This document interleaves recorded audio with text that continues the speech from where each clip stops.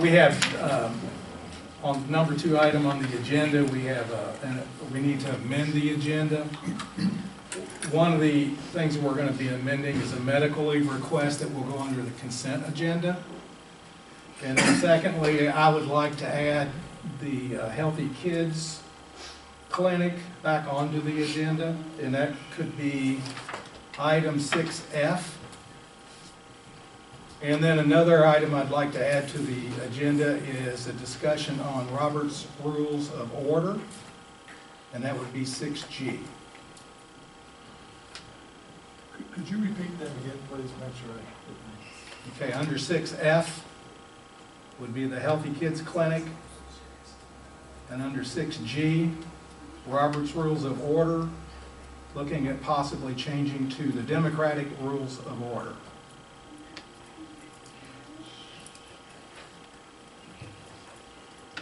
I make a motion to approve the amended agenda as presented by our chair. Second. Okay, we have a Second.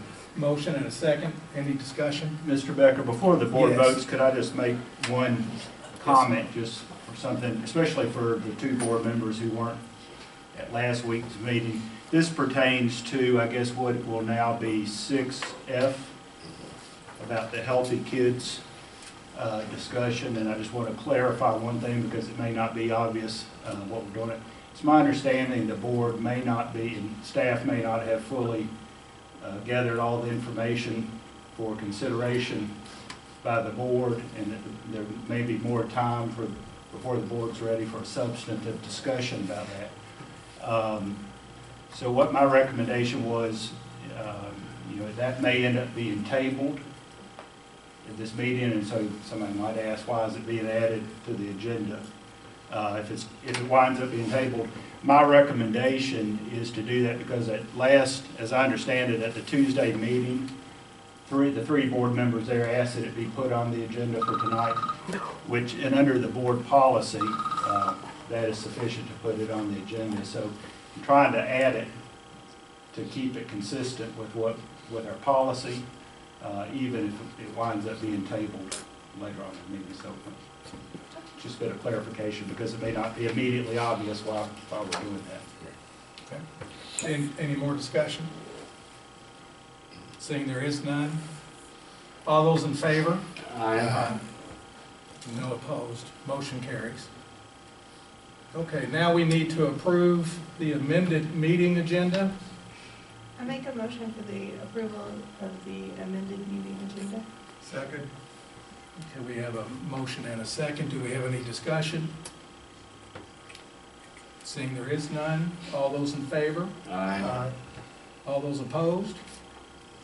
Motion carries. Thank you all. Okay, under number 4, presentations. 4A is the opportunity for the board members to comment. I've got some. I always do, I guess. I have 4 different things, and I'll try to keep it brief. But after receiving really good information about education, I'd like to share it for everybody. First one is, as all the board members know for sure, Senate Bill 1, the School Safety and Resiliency Act, passed, which means school personnel and the school board will read the final version of the bill. KSBA will provide detailed explanations on what Senate Bill 1 does and what it does not approve. Okay? Over the months ahead, we will all have to gather information to determine how much money will be needed to implement the bill, particularly the required facility upgrades. That information will go into a budget request for the next General Assembly. The second thing that I thought was really fantastic I wanted to share, and again, the board's already aware of this, the Kentucky Department of Education, the Kentucky teacher information that they send out every month, they have a KAET, and I wasn't aware of that. I've been out of the loop for about 11 years, in Kentucky Academy for Equity in Teaching. There's financial assistance available for undergrad students, $5,000 a semester, a total of $20,000. And if a student wants to go to grad school, it could be $2,500 a semester or $10,000. Applicants must meet one of the following qualifications: a member of an underrepresented minority group, the Kentucky School for the Deaf and Blind, former migrant worker, child of a migrant worker, or a current or former English learner. Also, first-generation college students, which means it might be the first child in the family that's going to go to college. They can get all this money. And at last, and I think very important, is the U.S. veteran can get this money too. So all of this is very good news. And I have to put a little plug in for the School for the Deaf. I'm glad they included the School for the Deaf, because there's a lot of children over there that could go to college with support services. That's two. I got two more. Bear with me. We all went to the Galt House in Louisville for a really outstanding training session, and we spent all weekend attending a lot of meetings. I walked into one meeting, and I know Steve remembers this gentleman as well, he's still been around longer than me, but this guy named Brad Hughes. And as soon as I saw Brad, we said, "What are you doing here?" And I said, "I'm back." And he said, "Well, it's good to have you back." And we hugged each other and said hello. Brad Hughes is a retired Kentucky School Board guy who used to be the public relations director, but he still does clinics and workshops on ethics. And I'd like to read his theme for his session. It was outstanding. It says, "For the board to maintain the trust of its community and ensure high levels of student learning, its decisions and behavior must be grounded in good ethics. Ethical behavior builds trust at all levels, sets the tone for what is right, promotes good decision-making, helps build collaborative relationships, and improves morale. Ethics matter in a school board service." And I thought that was truly outstanding. I've got just one quote. I always have to give one quote every meeting. There's a guy named Winston Churchill from World War II and the history of England. He had a quote that's always been famous because he always had a way of saying things backwards. So listen to this. "Democracy is the worst form of government, except for all the others." So I thought that was interesting. Our board is a democracy. We work together to do the best we can for the school. And finally, at the training that we all had, there was some excellent sessions, but sometimes they have when everybody's together. You have 1,000 board members from all over the state of Kentucky was in there, and they had a presentation that I thought was the best I've ever seen. There was this guy, I'm sure the other board members will admit or agree, is Alex Sheen. Okay, he was an outstanding speaker. He was making close to $1 million a year, making big money in the Silicon Valley, and he didn't feel right. He just didn't, he wasn't real happy. So he started to help people by saying he would do something to help them. And then he started to get involved more and more, and he enjoyed helping people more than making money and all that stuff, so he resigned his job. And when he said that, why would you give up that salary? You could do both. But he wanted to dedicate his life to do this. All 1,000 board members in Kentucky were given 10 cards. And I have a little white card here. And on the card it says, "Because I said I would." Okay? His 3 basic beliefs were so simple but so true to all of us. The first one, how do you lead and answer the call to help others? You all can tell me which one of these is the right one. Lead by telling others how to lead. Or B, lead others by example. Obviously, it's lead others by example. The second belief he had was, this one really hit me right in the nose. It says, are you for real or do you pretend? you can pretend to care, but you can't pretend to show up and do something about it. I thought that was a powerful, powerful quote. And the last thing what he said with his card, and he told a whole bunch of stories that had the whole audience laughing and thinking about our roles as board members. What can we do to get better and all those kind of things. But his last statement was, we must respect the importance of a promise. We do it because we said we would. So that's what I have. Thanks for your patience. Thank you, Mr. Smiley. Anybody else have any comments? I just want to say congrats to our middle school academic team. They went really, really far and lost apparently in a heartbreaker today in the quick recall. So with those kids, I don't put in just as many hours as some of the kids do on our courts and things. They have worked and worked all season. So kudos to them. And I know they fell a little short of their goal, but it was a wonderful season for our quick recall. And Pusateri, what's her first name? Tara won first place in arts and humanities, I believe, in the state. Oh, I didn't get that tweet. And Ramona Pierce, first in language arts. Been checking Twitter all day to see text messages. So that's awesome. Well, congrats to our academic team. They worked really hard this season. Thank you. Anybody down this way? I had the honor and privilege of attending the Rotary International Dinner Saturday night. There were two reasons why I was there. My wife was in charge of it, and secondly, she said I need to go. But really, otherwise than that, there were 23 participants that provided food from all different nationalities.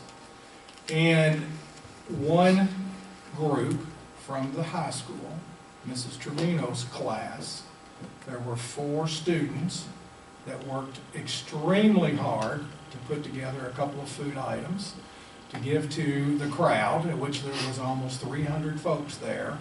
So you can imagine it was kind of like the ultimate scavenging, because you got foods from all over the world. But they truly made a huge impression on the crowd which was there. I was so proud that we had Danville High School represented. They also worked their tails off on presenting wonderful food. And this is a small way that shows our community that our kids are involved. It isn't just sports and academics. It's also the fact that we need our kids in the community to be seen. They were the talk of the evening. So anyways, very proud of them, and I hope it happens again. So thank you all. Okay. All right, let's go to item 4B, superintendent comments. I just have a couple of things. First, I do want to echo Laura's comments about the BATE academic team. I had that on my list. I won't go into it again, but great job. I think everybody's very proud of BATE and that as well. Also, under your attachments and e-meeting, under the superintendent comments, you have my calendar for the last month, and then you also have the updates on the 7 leadership standards that I post every month as well. So you can read those.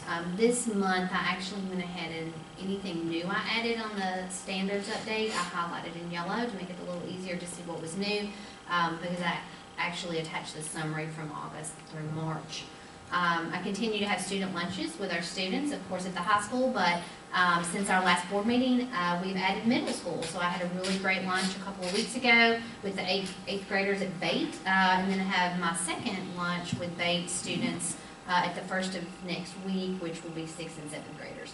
And lunch as well as Friday with high school students. But the BATE students had some really great feedback, so I was very impressed with that group of students. It was just a great experience to have lunch with our students. Sports right now is kind of a slow time. We have all of our spring sports that are practicing and getting ready to compete.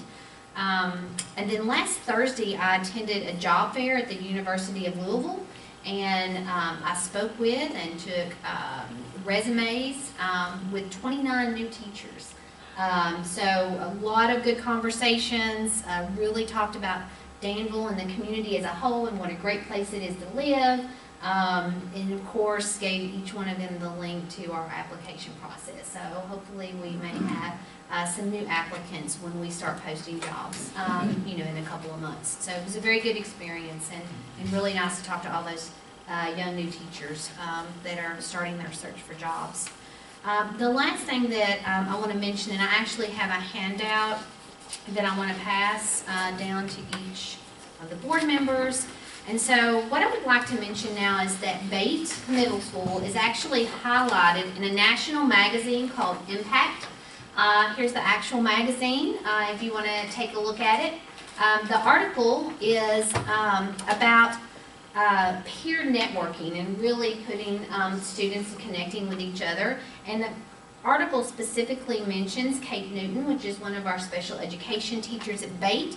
And in fact, I won't necessarily hold this up, but if you'll notice on the second page of the article, the featured photo with the article is actually 2 of our students. Even though the article talks about some other schools besides Bate, they actually have the featured photo. It is from Bate, which I think is absolutely amazing. So please take a look, read it. If anybody in the audience would like a copy of the article, I'd be glad to give it to you. But we're really proud of Bate for having one of their programs actually make it to a national magazine. So very, very impressed with Bate for that. So thank you. Okay. Item 4D is personnel notifications. If you all gone over that, if you have any questions, get a hold of Dr. McDonald.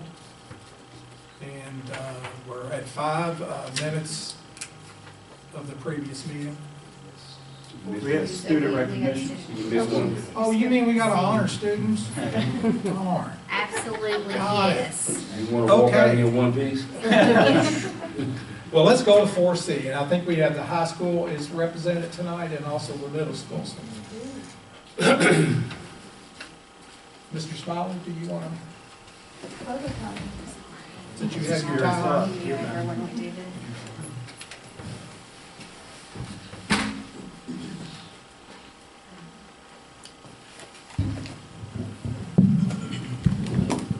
So we have, we have several students that we want to recognize tonight, and I'm going to start with our arts category, and we want to recognize Libby Hale. Libby, come on forward.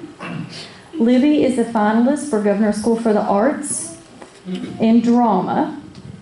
Congratulations, Libby. We're very proud of her.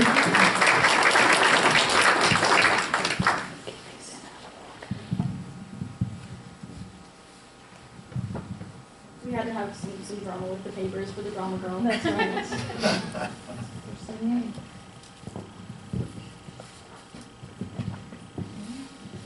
Oh, she doesn't have to. Well, we have one.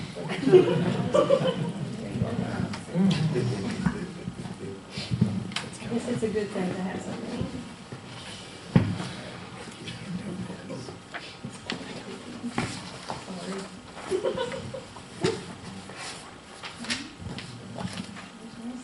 Maybe I lied, maybe not.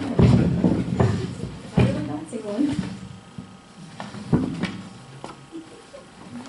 Hold that, let me look.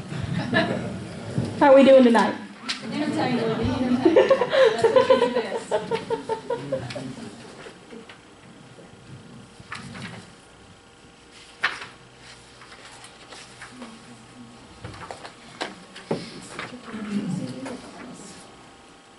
I'm sorry, Libby. Eleanor's was on the top. Yeah, that's Weston, I think.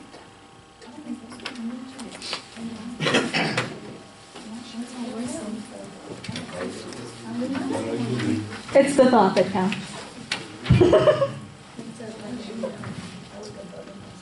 Yeah. I'll happily take Emma.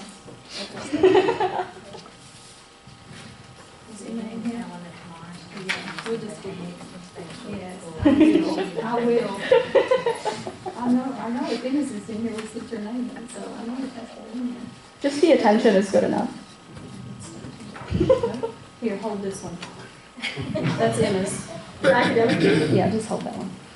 The other one that we wanted to recognize from arts was Eleanor Tubb, and she is also a finalist, and I don't think she's here tonight, but she is a finalist in creative writing. So we had 2, Libby and Eleanor, so we are very, very proud of them. Don't get close up, Dad, on that. Just hold it down. There you go. Mr. Smiley. Our board members of, well, to whoever's going to take pictures.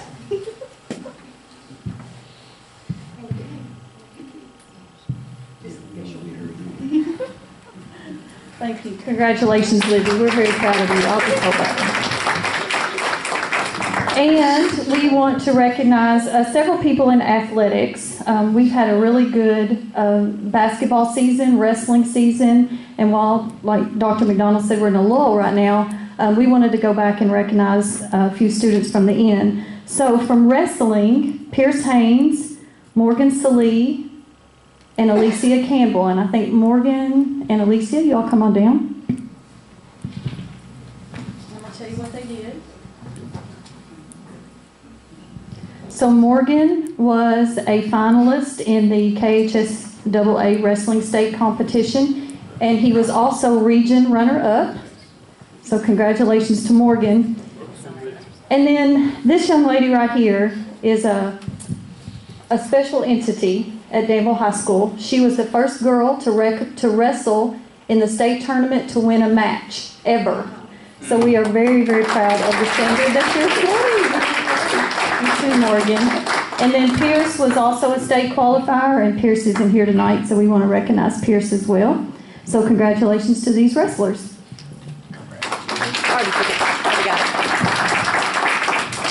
We also, as most of you know, had a great girls and boys basketball season, and so we wanted to recognize a few individuals from the basketball teams and their accomplishments. So our 12th region all tournament team members. Zach Thornton, come on down.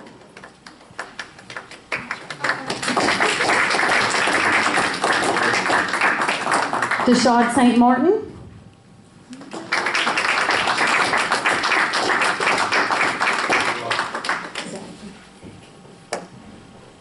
These guys are tall.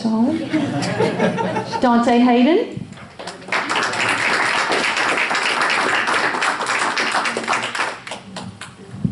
And Laura Akers is not here. She had a tennis match. Sorry. She had a tennis match. And Miss Ivy Turner. Come on down.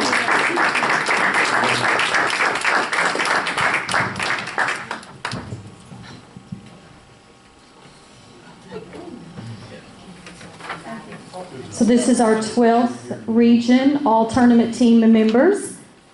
So congratulations to them. Now, Ivy, don't leave.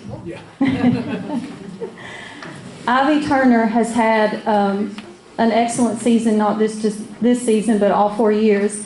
And she was awarded 12th Region Player of the Year. And we are so happy and proud of you, Ivy.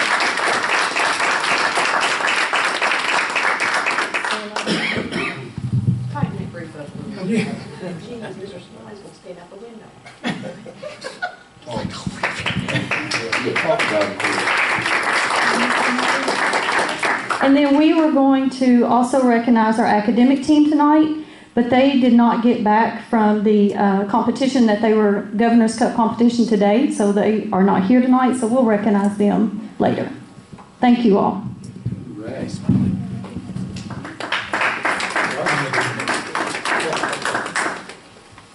I forgot somebody. Stop. I'm so sorry. We had 2 adults to recognize. One could not be here tonight, but the other one is here, and that's Ed McKinney. Come on down. So we thought we were pretty special having both 12th Region Coaches of the Year and Coach Ed McKinney and Coach Judy Mason. She was going to be here tonight, but she had some car trouble, so she's not here, so we'll definitely give her award to her. But we want to say congratulations to Coach McKinney and Coach Mason.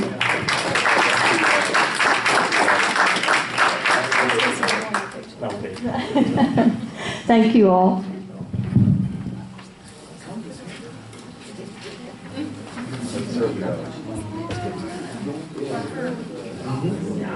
That's all right.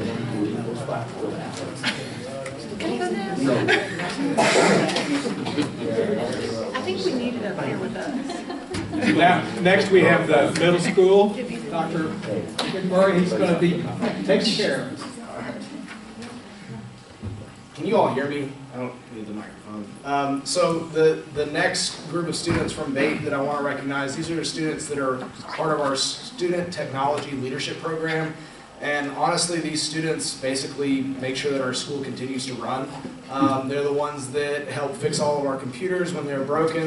They're responsible for passing out computers in the morning, picking up computers in the afternoon.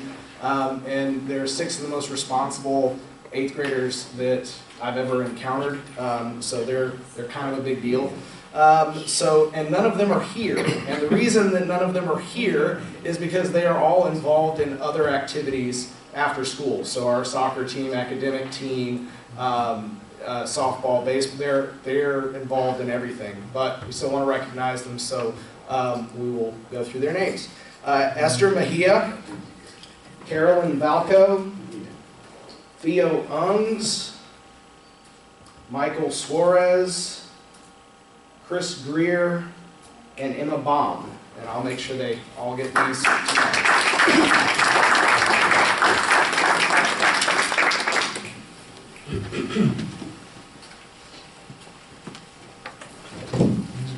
I know. I'm just going to be that big in a picture.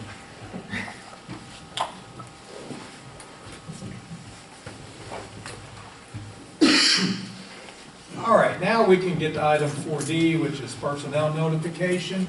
If any of the board has any questions or comments that you need to make, do those to Dr. McDonald well after the meeting.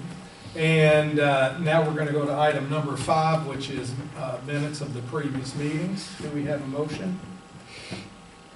I make a motion for the approval of the February 12th, February 18th, and February 20th meeting minutes. Second motion. So we have a motion and a second. Any discussion? Seeing there is none, all those in favor? Aye. Motion carries. Now we will move on to our reports. With 6A is a change order, and Matt, are you up? Yeah. Matt Harris, our architect.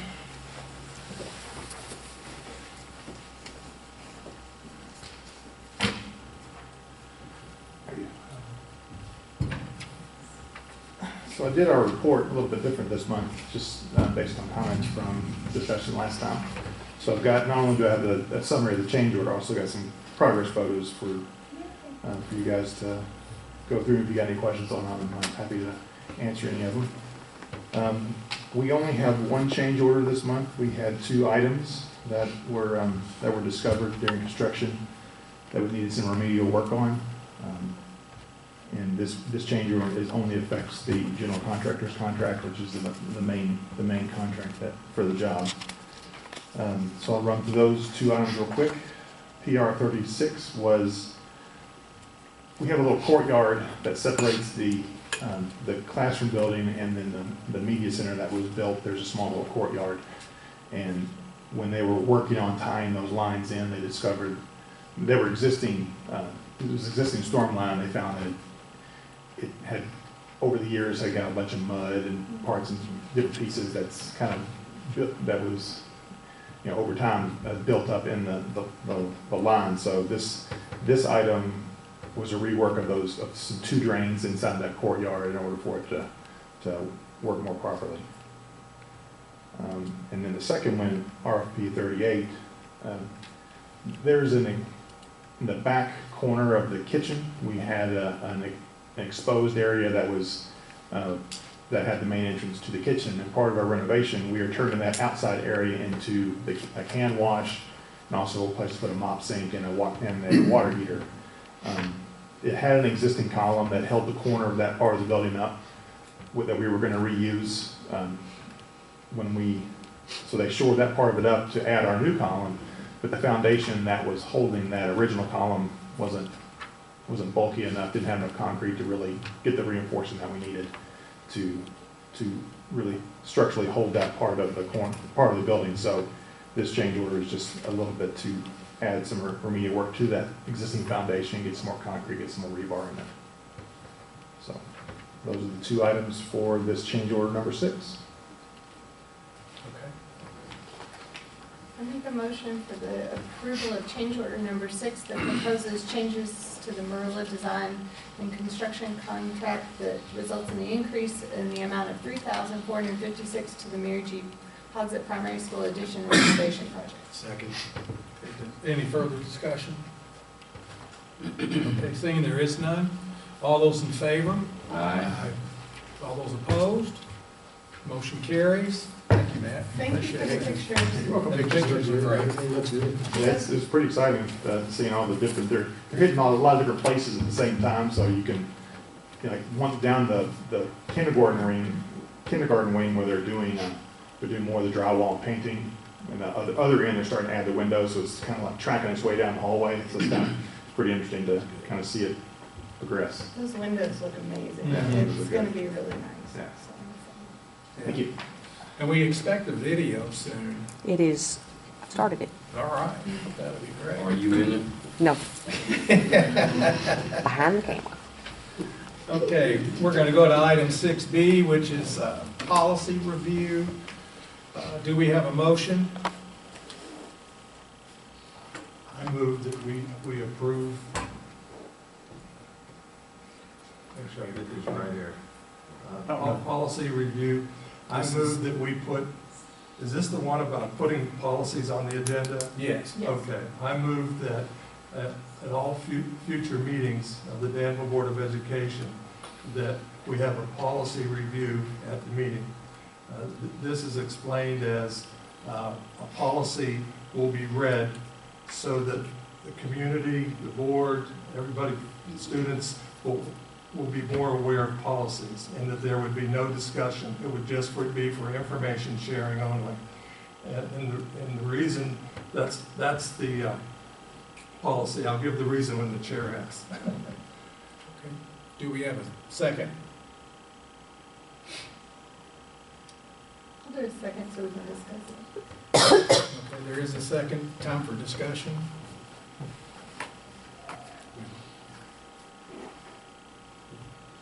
Does anybody have any comments? I mean, after listening to the work session, I listened to the discussion, it sounds, I mean, I liked Dr. McDonald's way of saying that, you know, as long as it's done in an expeditious fashion, and if it's the ones that are current to kind of what's going on, you know, versus just going alphabetic or numerically through the list, I think that makes sense. Some of the things can be really dry, but I do think, you know, there are some policies out there, but I would like to clarify with every meeting that it not be every meeting, it's like every actual meeting, not work session and meeting. Yeah, I agree. And that, you know, it's constrained to 5 minutes or so, or, you know, not very long, like, and that maybe by having Dr. McDonald do it, it would be done in, you know, she said she can read very fast, so. You know, and another option, same idea, is to have the policy on the agenda for review each meeting and not have it read. It's in your packet, and there could be copies made for the public. And then if it's something that's fairly routine, that there's, you know, you don't spend time literally reading it into the record, and then if there's a concern or if it's out of date or board members have concerns about it, you might vote to put it on the work session agenda to kind of dig into it. I mean, I don't know if it's better or worse than literally reading. But I think it's better in a work session rather than in a regular session, because we hear most for the staff, students, and the teachers doing our regular session, but to have it every meeting, no. Work session, yes. Although the only flip side to that is that currently only our meetings are recorded, so if we were, you know, to people going to watch or something like that, that's the only, you know, if we kept it limited, I could see where that could be educational to people to watch it, you know, and talk about it versus our work sessions that are not currently, you know, available unless you're in attendance. That's the only difference, I mean, I think, and sometimes. I don't mind either or, we just have to make sure we keep it at a minimum. I mean, me, personally, I don't see the complete need of it. We ought to be able to go back and be able to look at, you know, we're adults, we can read those policies and agenda for ourselves if need be, but if that's what we're gonna do, I don't mind it being, you know, put down on paper and for us to do that instead of being read in any other meetings. But that's just my opinion. Okay, so I guess the issue is now we're talking about many different facets of this, because the original idea was from Mr. Smiley would have been that there would have been one or two or three, whatever possibilities of board policies being read, and that it would be done, and it never was clarified whether it was at the work session or the regular meeting, so, but at a meeting. So that's the original motion that was made a couple of meetings ago. So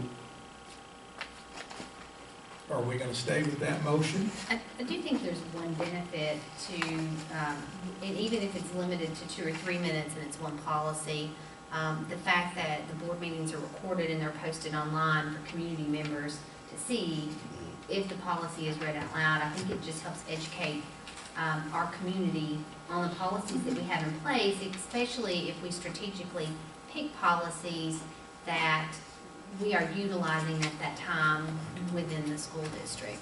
I do agree that it should be short and succinct, but I do think there's benefit to it actually being on the recording and posted. I would like to say that I appreciate your discussion. It's good that we have different opinions. I think my opinion is I think that it's a valuable thing. I think possibly the superintendent could be the one that did it and picked out the one that would be most important at that time, you know, regarding any issues that's up at that time. I will repeat what I said in the work session, is when we went to the training in Louisville, several of the presenters said that if we're all about policies and we're not about administrating and getting involved, we don't get involved in that. If we're about policies, then we should have that on every one of our meetings. And I agree that when I made the suggestion, that was too long, but just 3-minute or 5-minute policy, and then it could be on TV to share with everybody. I think it could be positive. I strongly suggest it. Probably a good example of a policy that would benefit the community to actually be read out loud would be the one on use of facilities. We get at the central office a lot of questions on use of facilities, or community members assuming that they could do one thing or another with our facilities, and so that's a policy that's misunderstood frequently in the community, and that would be a good example of one that it would benefit to actually read out loud at a meeting. I'd say, I'm fine with the 3 to 5 minutes, and let's try it for a few months at the regular meeting, and then if, it becomes, cumbersome or, or it's stale or a while, or we run through the ones that are current and pressing, then we can always change it. It's not we're not going to be writing new policies every week, we're just reviewing, so. If there's no other question, I'll call the question. If there's no other discussion, I'll call the question. Is that all right, Steve? If there's not any other discussion, I think what I'm confused on is that we don't have a solid motion. So I think if we're going to approve this, we need to know exactly what we're approving. Because we've been 10 minutes, 3 to 5 minutes. We've been just put it on the agenda. And we're at discussion. So either we can come up with the motion now, or we can table this until April the 16th and have a firm motion in place. That's fine with me, and I'd be glad to go back and put, the changes that you all suggested. They're all fine with me. They make sense, and I'll present it again. Table to the 16th. Okay. So we now have a motion to table the item until April 16th meeting. Is there a second? Second. All those in favor? Aye. Thank you. Motion carries. So that, and then also Vince, on this, you had mentioned that about the policy review committee, things that we had talked about Right, before. and I think Dr. McDonald's going to kind of tee up that discussion just as sort of an update for the board. So yes, just as kind of for background information, so Mr. Smiley had proposed 3 policies. I believe it was in the January board meeting.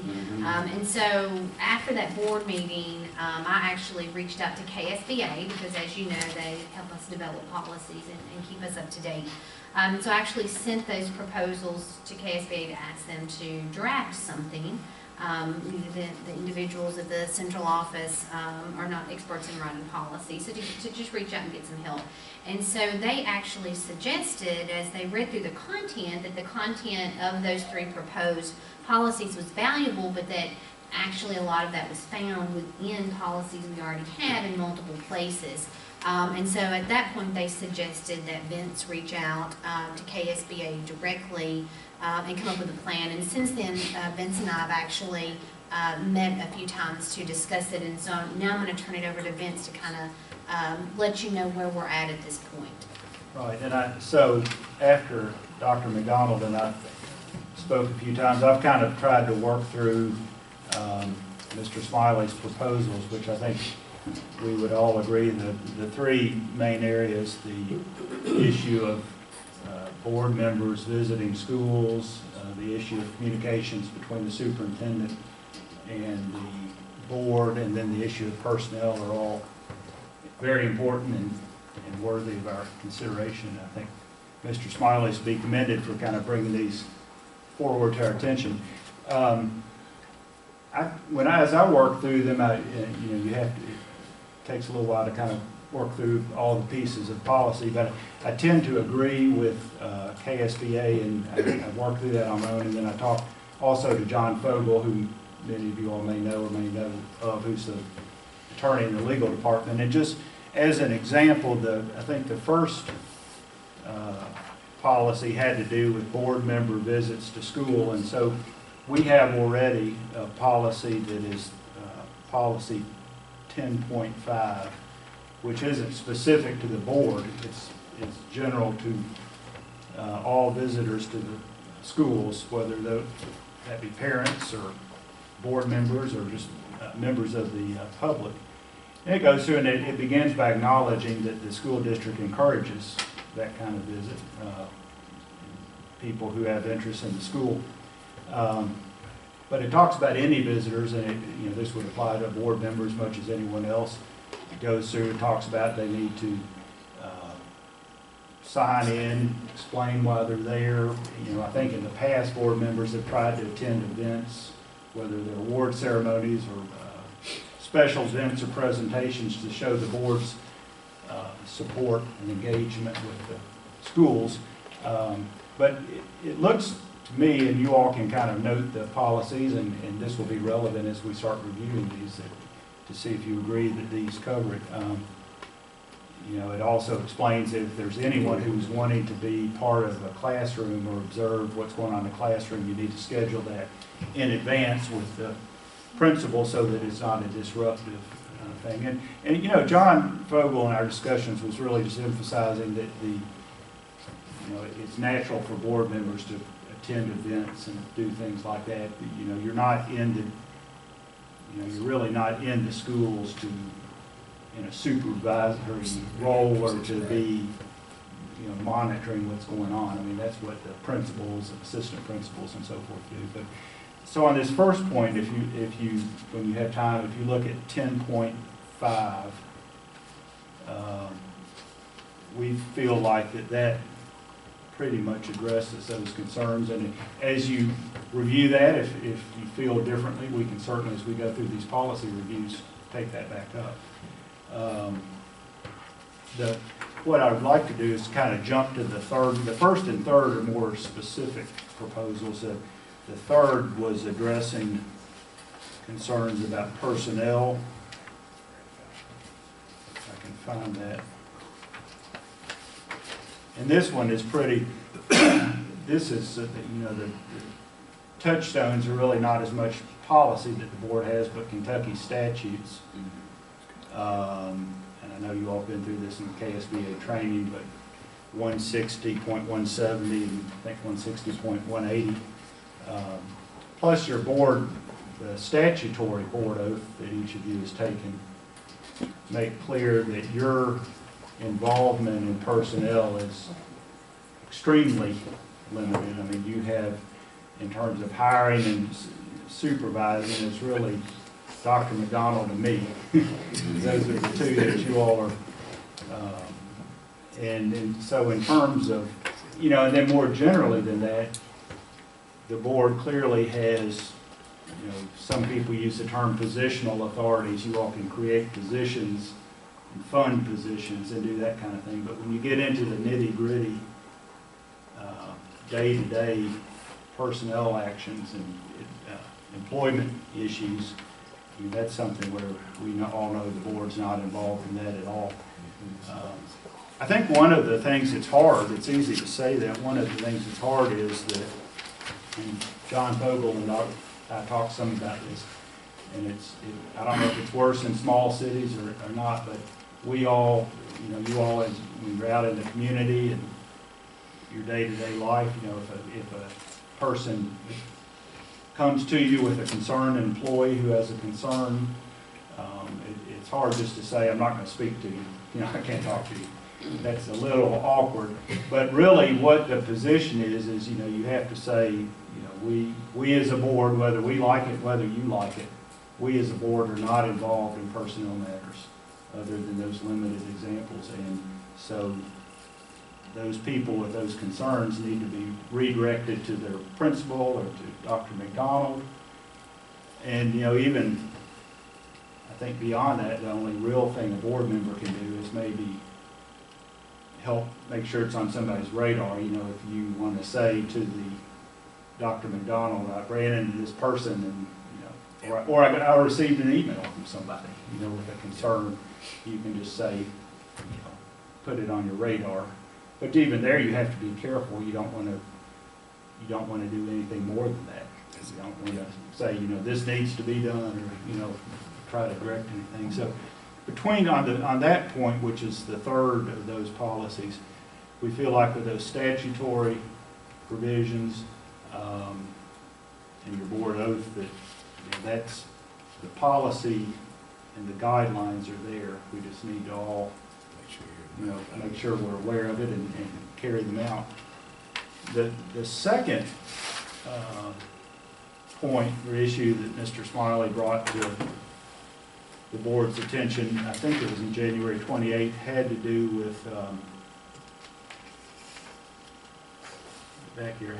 with really communications between the superintendent and the board and how the communication should flow and that sort of thing. And that's less of a policy-driven thing. I mean, that's not really, it doesn't lend itself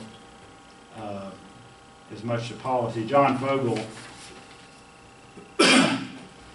recalled that there are some schools in the past, not through KSBA, but just on their own, some school boards who've tried to do a policy like that and be very specific about how, you know, this, how the communications work. Is it email? Is it verbally? Is it through the chair? And it's just hard to pin down all the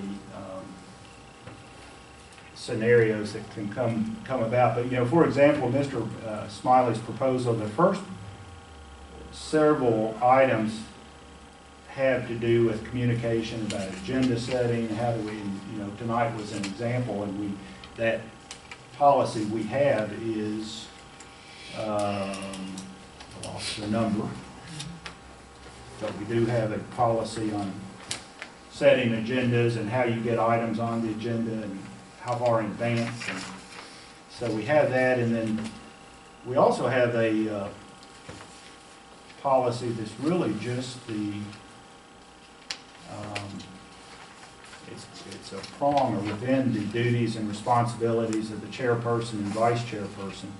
And then most of that's pretty general, but it does talk about, and this is relevant to Mr. Smiley's proposal, about communications. If somebody from the state or the community may send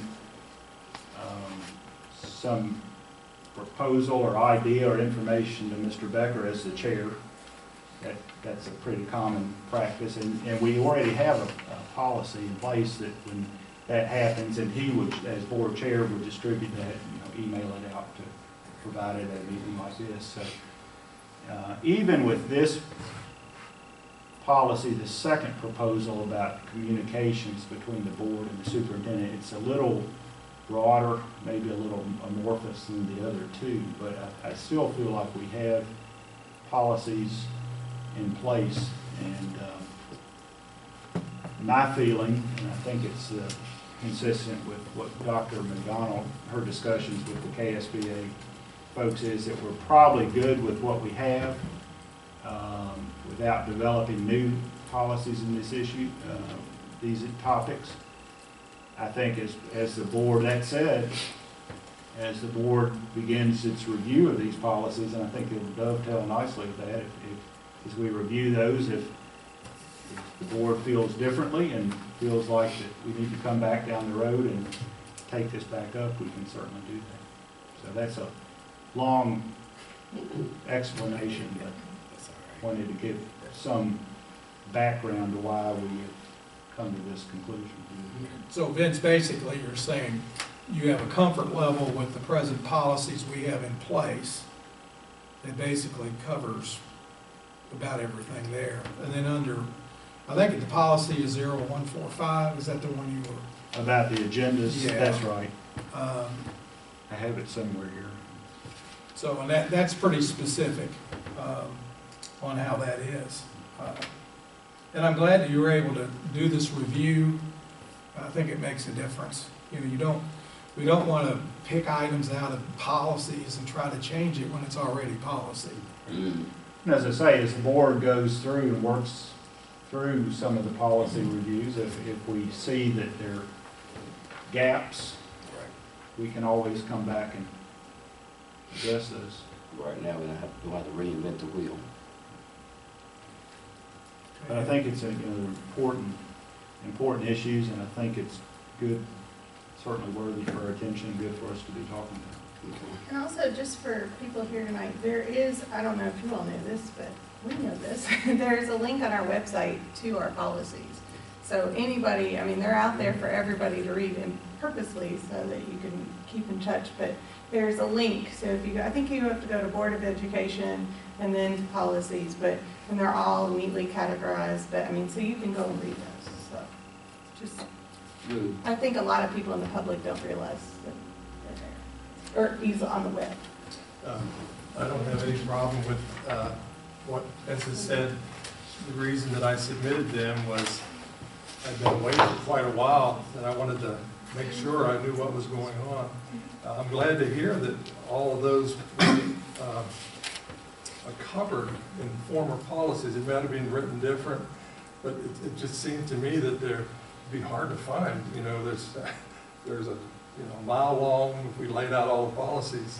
But I appreciate you taking time to call Dr. Fogel and reviewed them. If we already have basically what I presented is there, great. Like Glenn's right, no sense reinventing the wheel. Amen. Okay, any further discussion? That's all I have. Thank you, Vince. Appreciate you doing that extra work. Good stuff. All right, let's move on to item 6C, finance reports. So Hang on just a second. Okay. I'd like to have a motion, please. Make a motion for the approval of the January and February financial report is submitted. Second. In a second. Good motion and seconded. Now, Dr. McDonald. So the January financial report was attached for the work session, and so it was reviewed then, so you had it for a pretty lengthy amount of time and had the opportunity to call. So we'll be glad to answer if there are additional questions to January. You also now have February attached in the e-meeting, and so of course it looks like it always does. So these are very similar to what you've always seen, and that Paul goes over every month. Page 1, you'll see 3 separate sections there. Section 1 is the Munis trial balance. Section 2 is the balance sheet from Munis, and then Section 3 is the bank reconciliation statement. The bottom line there on Section 3, the bank reconciliation statement shows our balance as of 2/28, which is the last day of the month, at $8,693,528.23. And as you'll notice, that balance matches exactly with the two munis sections 1 and 2 above, which is what, of course, we want to see. The second page you will see is our revenue, and you can see the lengthy list there. It takes 3 pages, our revenue for the month of February. And then the second to the last page is our expenditures. And of course, the last page is the front page of the bank statement, which shows that balance that you see, the same amount on the front page. So, be glad to take any questions. Does anybody have any questions or comments about the finance reports? No, sir. Okay, seeing that we have a motion and a second. All those in favor? Aye. Aye. All right, let's go to item 6D, which is payment of invoices. Do we have a motion? I make a motion for the approval of the payment of invoices for January and February as presented. Second. And we have a motion and a second. Dr. McDonald? So you have January and February's vendor bills. Of course, it's the same layout that you see each month. There's not any particularly large or anything that is out of the ordinary in either month. So I'm sure you've had some time to look over these. If there's anything that particular you want to ask a question about, I'd be glad to answer those. But it's pretty standard. Any concerns or discussion? No. Seeing there is none, all those in favor of the motion? Aye. Aye. Thank you. Thank you, Dr. McDonald. All right, item 6E is a request to bid the HVAC at middle school. Ms. Danny? We just got the BG updated late this afternoon. Thank you.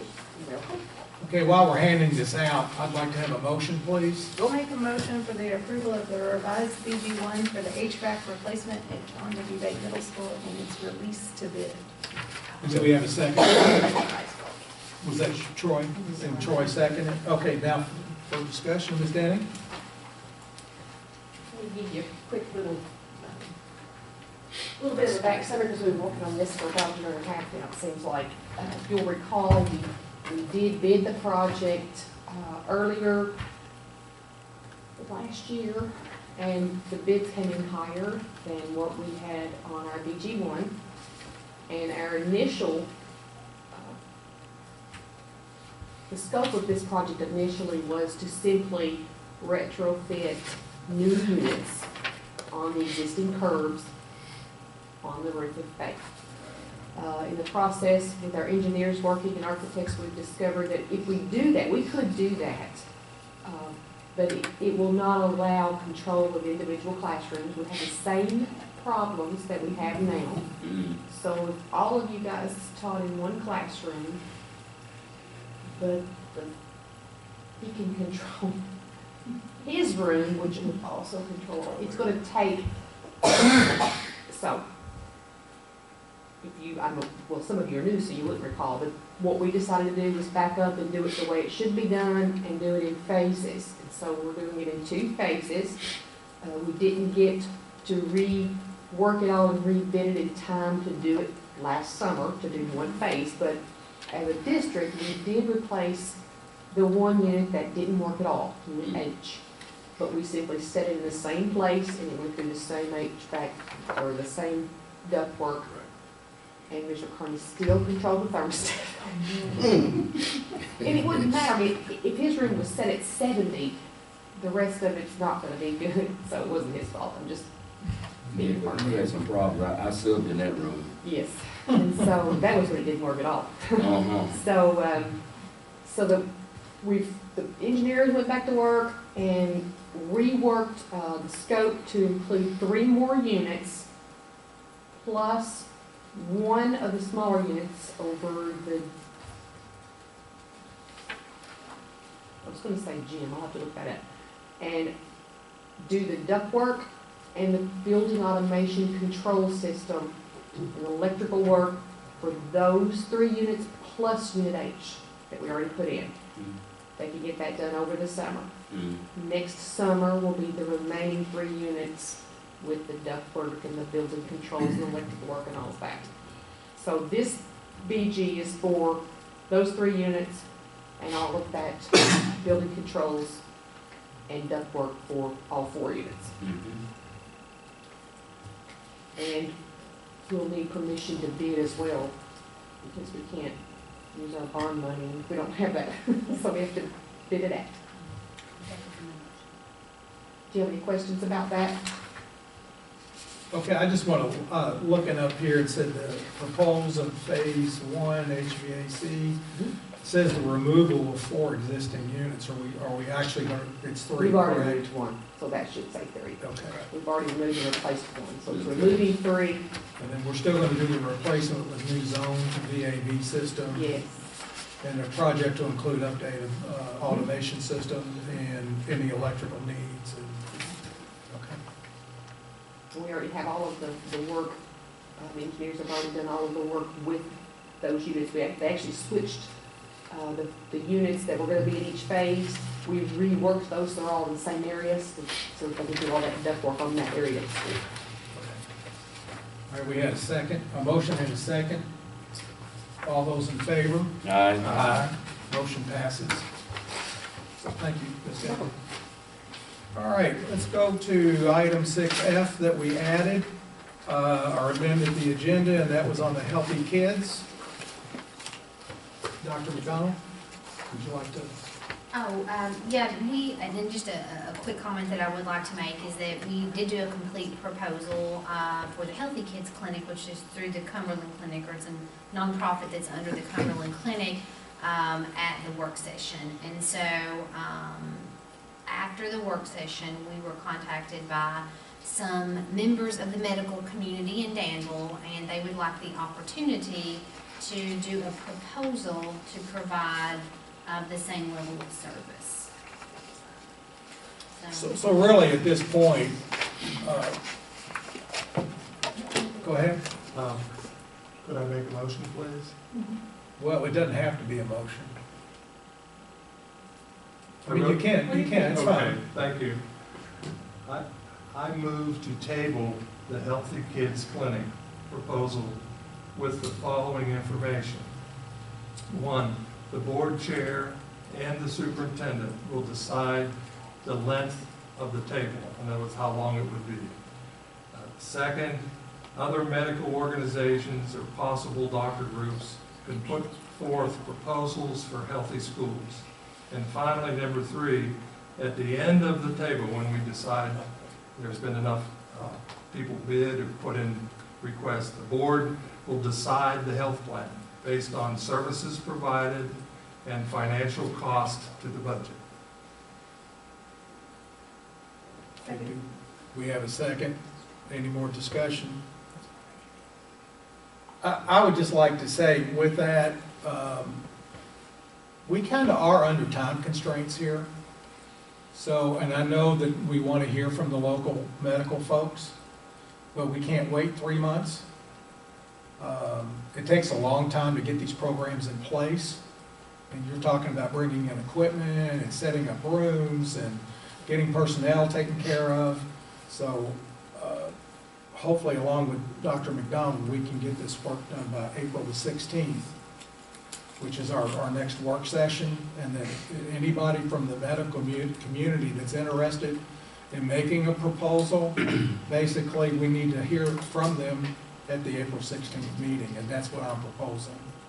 Steve, with the possibility of getting another medical entity involved in this, are they going to try to duplicate or parallel what's already been presented, the same, or enhance it? So I actually met with Danville Pediatrics on Friday morning early. And so it was my understanding that they were going to reach out to the hospital to try to come up with a proposal that would be similar to the proposal that we have on the table from the Cumberland Medical Clinic. Mhm. And of course, we always want to hear from our local supporters to see, you know, what they are able to offer and provide. I will say that the Cumberland Medical Clinic that we looked at last week has a proven track record in 13 districts and 87 schools, and they have developed a full model that works within a school district. Okay. So I think that through our local medical community, that they would be creating a proposal from scratch. Oh, boy. And that can be time consuming. Yes. I'd also like to add that I think that this is really important, regardless of who does it. It's so important. Working at the School for the Deaf for 30 years, we had an infirmary on campus where a doctor came every day. We had 3 nurses on staff all the time because half of the students lived on campus. Mhm. And the immediate help for children for health needs is just so important. I'm glad that Dr. McDonald brought this forward. Regardless of who we pick, we can get the most services we can for the best value. I think it's really good stuff. Yeah, and I think one thing too that I would like to add is that the program that we've proposed that's on the table, and then of course any additional program that comes forward, we are in no way trying to substitute for a medical home for students. Within the model that we would have within our schools, we would continually communicate with the parents that it is very important that they see their pediatrician, that they reach out to their medical home for follow-up services if we have seen them within the school system. So we I are think not. that's a big concern Yes. for a lot of the parents right now. Exactly. We absolutely would still encourage all of our students to have a home pediatrician and to have those regular visits with their pediatricians. And anytime a student was seen within our school system, they definitely, the nurse would have the conversation with the parent and a note would go home to make sure that the parent and that child follow up with their local pediatrician. So it's not a substitute. It's in addition. And while I appreciate, you know, the urgency of it, I appreciate that we took the time to pause and give, you know, time to our local community. I mean, their parents and of our students and their, you know, they've been, some of these people have, you know, dedicated a lot of time. So the time that we're taking to just pause and listen to our community, I think was really nice. And I appreciate Dr. McDonald's fast, you know, response to these people, because I know we're always trying to get things accomplished, but sometimes we have to just slow it down and listen, and then we'll make the best decision when it comes time. So I appreciate it. You know, right now we have 2 things concerned: is get the best bang for the buck, but we under time constraints to make sure we're still offering adequate services for the student population. So, Mr. Smiley, I would like for you to, Read it again. yeah, and then also if you would add April the 16th would be the day that, or would be a work session that we, if there's going to be another proposal, that it be presented that day, that evening.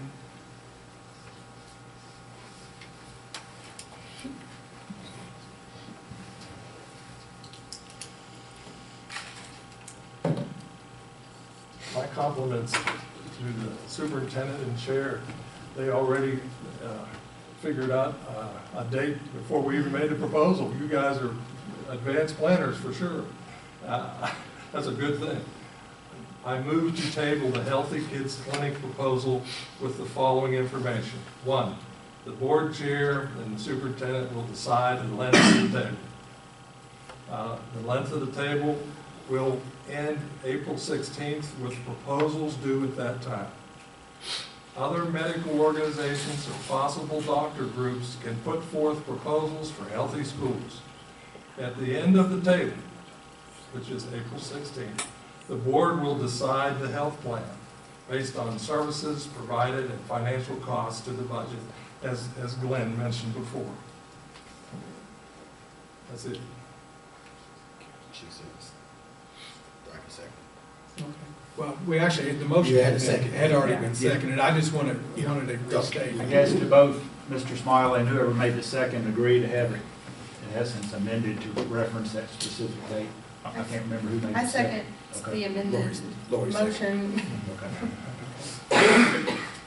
All right. Any more discussion? Okay. All those in favor? Aye. Okay, thank you all. All right, item 6G is something of concern to me, Robert's Rules of Order. There are 760 pages of Robert's Rules of Order, which were originally written in the late 1800s.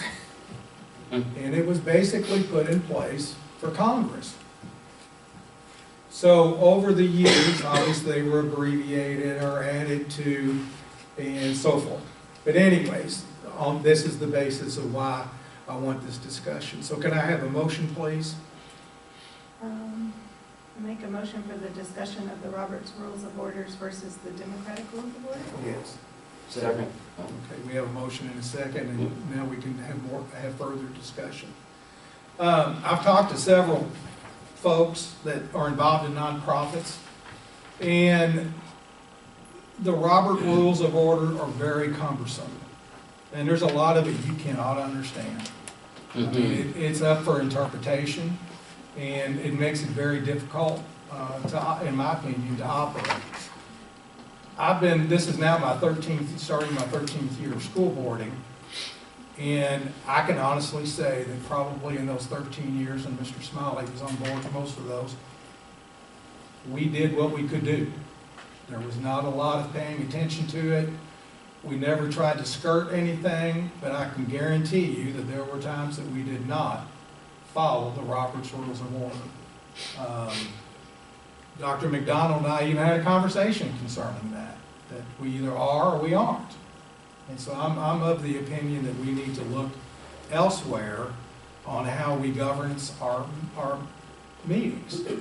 So there is a publication called the Democratic Rules of Order. It's 27 pages. It covers everything we need to have to cover, and it also has an additional 37 pages of examples.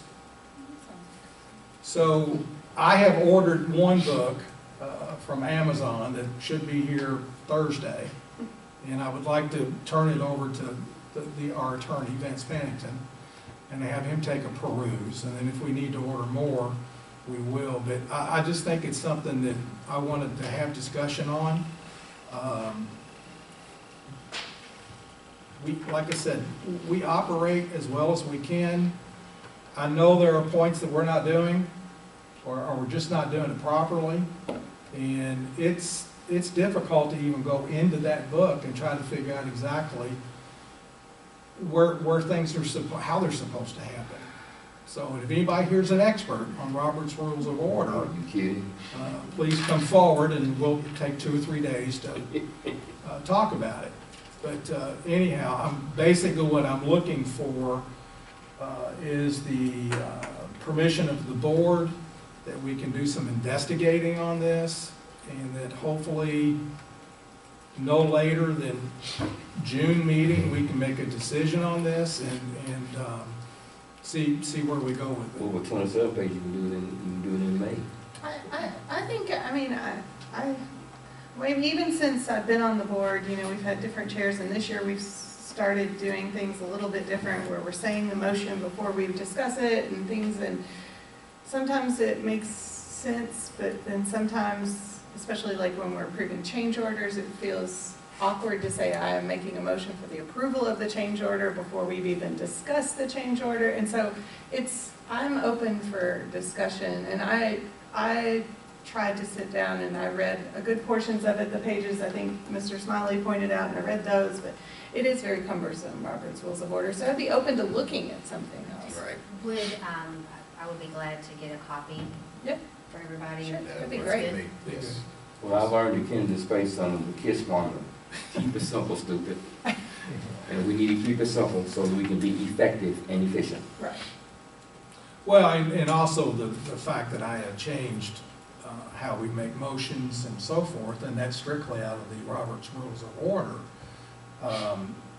I sit in on state board meetings with KSBA, and even that organization does not do motions that way. Mm.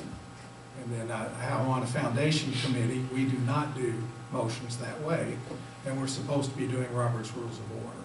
So it tends to make the flow much different, because it does seem like you're already approving the item, and like I tried to explain, or did explain, at the work session, that's not the point. It's just, that's a procedural item, and then it's just to get us to the point of discussion. So if this is okay with the board, I would like to do an investigation on this and work with Dr. McDonald and our attorney and just see where we can go with it.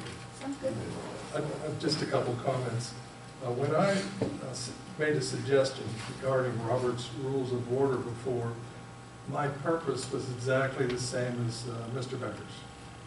To simplify it, make it something that we could be consistent. We have to do the same consistent, if it's a democratic order, it's a whatever system it is, as long as it's the same, so we all get used to it and we're all on the same page.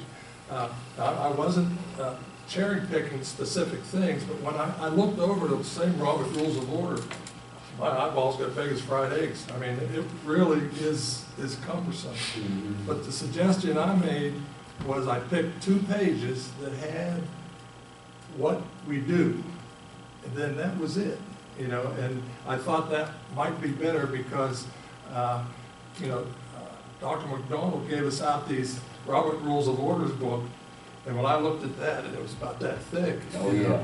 But I think Steve's right on target. We need to look at any system that we want to look at. Mr. Atkins, I talked to him, as you know, former principal, recently. I asked him, you know, I was on the commission, we followed Robert Rules of Order, but it really wasn't, like Steve said, we changed it, modified it, so it was simplified. I think we need to do that here too. That's all. Well, and I Thank think for my comfort as chair that, and I'm a believer in our policies, and the issue is, it's a policy. It says that we follow the Robert's Rules of Order. And you can't have it both ways, not in this day and age. So what I've been able to investigate so far with the Democratic Rules of Order, it's a much simplified, it covers everything we need to know, every kind of motion you need to make. And and I'm not saying that's the one. I think there's another one called Mary's Rules of Order, which I think is a bit more extensive. Or Martha, it is Martha. And maybe her sister Mary helped write it. And I'm just, you know, it's kind of like Abigail and Abby. But anyways, I just look at trying to have a system of order so that when we leave a meeting or before we get to a meeting, that we know we've made a real effort to try to follow those rules. And 700 and some odd pages, that's not an effort. That's absolutely mind-boggling. We may have to go to off-site meeting to understand it. For a small organization like ours. So I do appreciate that. So did we already do the vote? Yeah. Okay, okay. All right, thank you. I think we all just got to get consent. Yeah, ask a question. Now, Yes. if we decide to go this Democratic Rules of Order, is it a time-consuming legal process to use that as our basis for the school board? The school board's policy on meetings and the policy book says it use Robert's Rules of Order, so Right. just simply amending that policy. So Okay, that's that's all I want to know. Yeah, I you don't know- think they even need formal action to just Change over. investigate it. It'll just Okay. be Okay. if the board wants to change it. We have to do Congress to do it, right? Investigate. Oh, thank God. Who has the Democratic meeting? Do you have one? She's going to. She's gonna- I have one coming, and then Tammy's going to order some additional ones. Thank you. All right, that sounds great. Thank you all. Now we are at the consent agenda. Looking for a motion, please. Make a motion that we approve the consent agenda as Second. presented. Second. Okay, is there any discussion on the consent agenda? The only thing I'd like to say is I wasn't at the work session, although I listened to it once or twice. And I just wanted to, the strategic plan is kind of stuck down in here, and I just want to say kudos to everybody who worked on it. I know this has been a need for a while, and I'm proud of our district, and everybody's worked really hard. So while it's on the consent agenda, it's a big deal to me, so I'm glad it's in there. And I'm excited to have the plan and watch it be implemented, so. It was well done. Well put together. Okay. Any additional discussion? Seeing that there is none, all those in favor of approving the consent agenda as presented? Aye. Thank you. Do we have anybody to speak tonight, reserved for the public? Okay. They scared to be shot, huh? Okay, before we go into executive session, I'd like to take about a 5 or 7 minute recess, and then we'll come back. Sound like a winner. What was that last one, Glenn? I missed that one. Good to see you. Oh, you're coming up with good ones. It's like